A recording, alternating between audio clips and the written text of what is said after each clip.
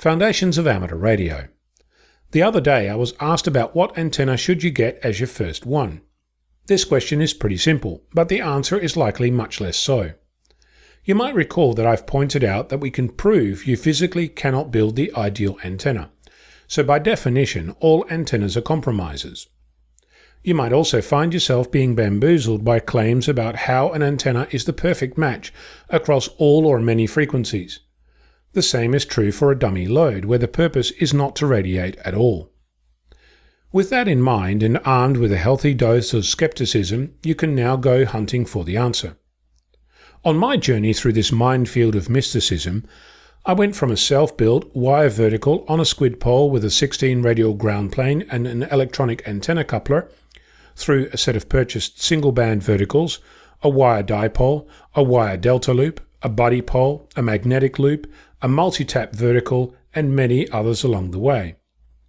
Some of those antennas were bought, others were built, several were given to me, and some have been loaned by fellow amateurs.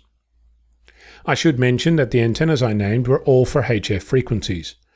On VHF and UHF, 2 meters and 70 centimeters, the list consists of 4 antennas. I started with a simple vertical, and in my car I use that almost exclusively.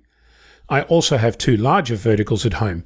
Depending on what I'm doing, I'll swap between them, but for the past year I've had a 10-meter vertical which also happens to be resonant on 2 meters, so I can swap between HF and 2 meters without climbing on a ladder.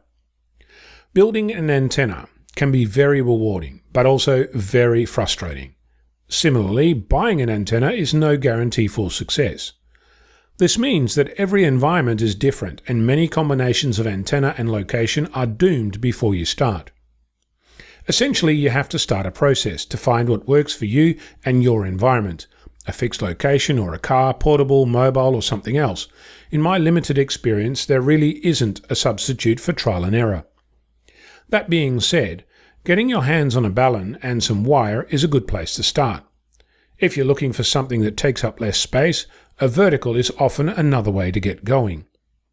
Currently in my car I use a multi-tap vertical. At home I'm playing with a 10-meter vertical and a magnetic loop. When I set up portable on my own, I'll use my squid pole vertical, and if I'm with others I'll help string up as much wire as we can. At my local radio club I'll use one of several Yagi antennas, and if I'm at a friend's place I'll use whatever they have plugged into their radio. This confusing mismatch of antennas reflects about 6 years of experimentation, and I've not even mentioned the pile of failures sitting in the corner of my shack. 2 more comments.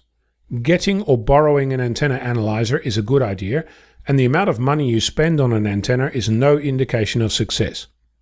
That's not really an answer, but it's the best I have. I'm Ono, Victor Kilo 6 Foxtrot Lima Alpha Bravo.